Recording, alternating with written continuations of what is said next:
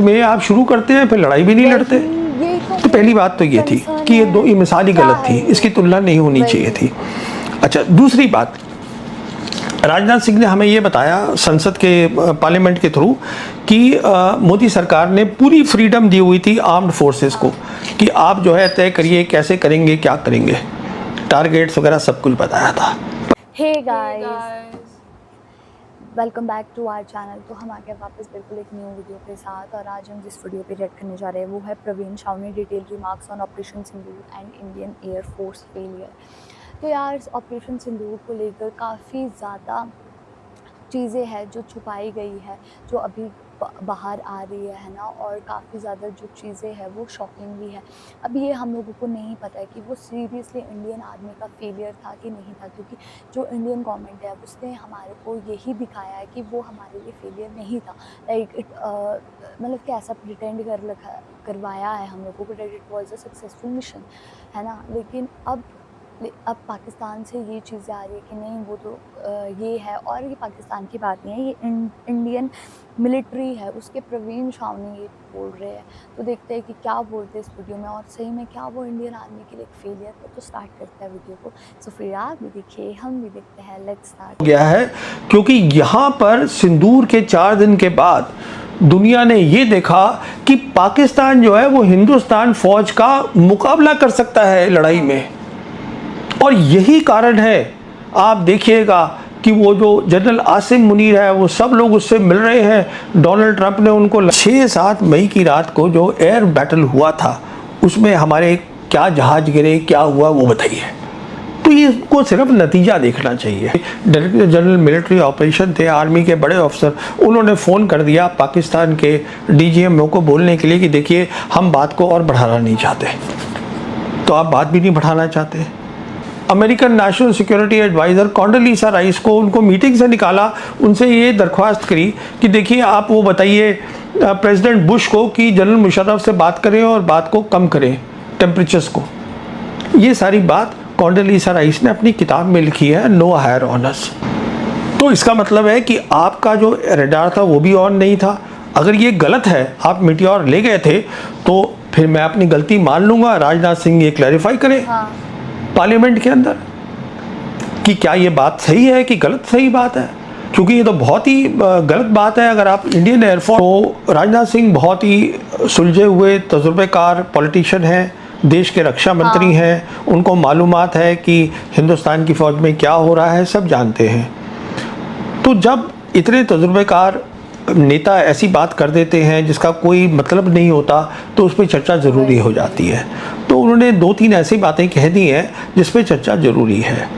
पहली बात, उन्होंने सन 1971 की जो लड़ाई हुई थी हिंदुस्तान पाकिस्तान की जंग, उसको उन्होंने कंपेयर कर दिया, तुलना कर दी उसकी ऑपरेशन सिंदूर से।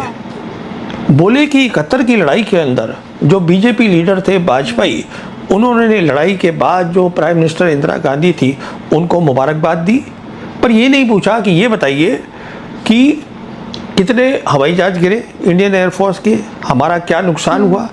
उन्होंने सिर्फ नतीजा देखा और मुबारकबाद दी। तो इशारा इस तरफ था कि मोदी सरकार ने ऑपरेशन सिंदूर किया, हमने नतीजा दिखाया, पर ये जो ऑपोजिशन है वो ये पूछ रही है कि 6-7 मई की रात को जो एयर बैटल हुआ था उसमें हमारे क्या जहाज गिरे, क्या हुआ वो बताइए। तो ये को सिर्फ नतीजा देखना चाहिए। अब यहाँ पे राजनाथ सिंह कह रहे हैं हमने भी नतीजा दिखाया, हमने घर में घुस के मारा। क्यों मारा?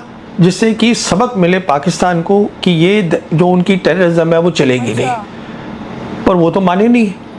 मैं आपसे अभी बात कर रहा हूँ, ये खबर आई है कि कश्मीर में ऑपरेशन महादेव चल रहा है इस समय, टेररिस्ट का ऑपरेशन। और IG कश्मीर रेंज है, इनका नाम है विधि बिरदी। उन्होंने कोई 1 घंटा पहले लोकल मीडिया को बताया है कि ऑपरेशन चल रहा है टेररिस्ट का, काउंटर टेरर ऑपरेशन, और उसमें इंडियन आर्मी भी इन्वॉल्व है, पैरामिलिट्री भी है, पुलिस में भी है। तो आप मुझे बताइए वो कहाँ डरे। अच्छा, तीसरी बात जो है, जो सबसे बड़ी बात है, not only director general military operation थे, आर्मी के बड़े अफसर, उन्होंने फ़ोन कर दिया पाकिस्तान के DGMO को बोलने के लिए कि देखिए हम बात को और बढ़ाना नहीं चाहते। तो आप बात भी नहीं बढ़ाना चाहते, और ये पहली बार नहीं हुआ है, ये पहले भी हुआ है, 2016 में भी यही हुआ था। हमने हिंदुस्तान की लोगों को बाद में बताया कि हमने कोई सर्जिकल स्ट्राइक करी है, पहले वहाँ बता दिया उसके पाकिस्तान की DGMO को कि हम लड़ाई बढ़ाना नहीं चाहते। यही कार्रवाई हुई 2019 में, हमने एयरफोर्स इस्तेमाल करी उनके टेररिस्ट इंफ्रास्ट्रक्चर के ऊपर। अगले दिन उनकी एयरफोर्स आई और हमारी मिलिट्री इंस्टॉलेशंस पे उन्होंने धावा बोला। इंडियन एयरफोर्स ने माना कि ये लड़ाई करना चाहते हैं, पर हमने कुछ नहीं किया, और वही बात अब फिर हो गई। तो अब सवाल ये है कि इसमें तुलना क्या हुई। और जहाँ तक वाजपेयी का ताल्लुक है, अब उन्हीं को देख लीजिए जब वो प्रधानमंत्री थे। 2001-2002 में उन्होंने ऑपरेशन पराक्रम करा, पूरी हिंदुस्तान की फ़ौज को लगा दिया वहाँ पर, पाकिस्तान की जाइए आप बॉर्डर पे बैठ जाइए, जाके लड़ाई होगी। अब मई 2002 में कालू चक की किलिंग हुई कश्मीर के अंदर, जम्मू में, और उसके बाद प्रधानमंत्री ने अपने शायराना अंदाज में बोल दिया कि अब आर पार की लड़ाई होगी। तो लोगों को लगा अब ये लड़ाई तो ये लड़ेंगे। यहाँ पे खलबली मच गई, यहाँ साउथ ब्लॉक के अंदर। जो उनके सलाहकार थे national security adviser Brajesh Mishra, उन्होंने फ़ौरन फ़ोन किया American national security adviser Condoleezza Rice को, उनको मीटिंग से निकाला, उनसे ये दरख्वास्त करी कि देखिए आप वो बताइए प्रेसिडेंट बुश को कि जनरल मुशर्रफ से बात करें और बात को कम करें, टेम्परेचर्स को। ये सारी बात कॉन्डोलीसा राइस ने अपनी किताब में लिखी है, नो हायर ऑन अस। तो ऐसा क्या है बीजेपी लीडर्स में, आप शुरू करते हैं फिर लड़ाई भी नहीं लड़ते। तो पहली बात तो ये थी कि ये मिसाल ही गलत थी, इसकी तुलना नहीं होनी चाहिए थी।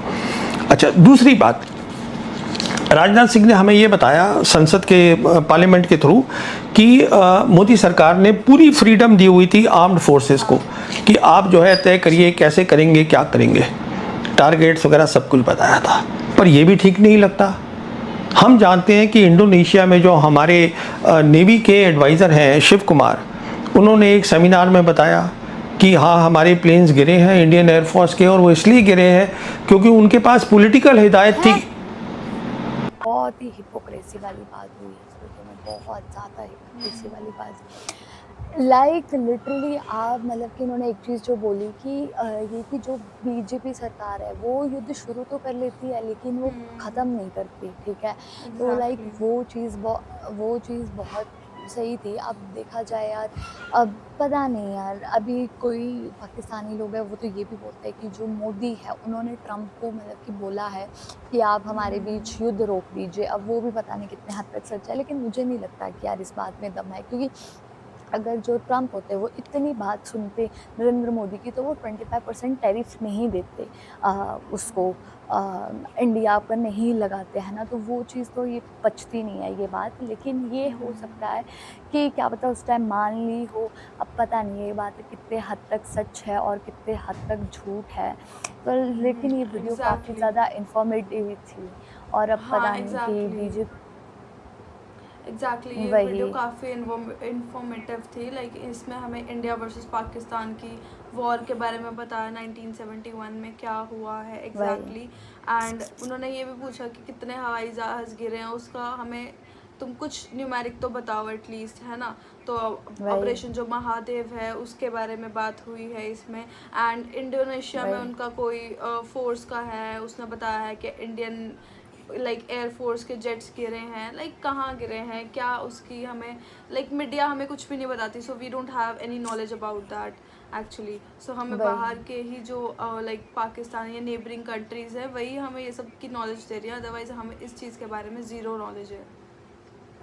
वही तो गाइस, यही था हमारा रिएक्शन। आप लोगों को कैसा लगा प्लीज़ कमेंट करके ज़रूर बताइएगा। अगर अच्छा लगे तो प्लीज़ इस वीडियो को लाइक करिए, शेयर करिए, कमेंट करिए, और अगर इस चैनल पर न्यू तो सब्सक्राइब करिए।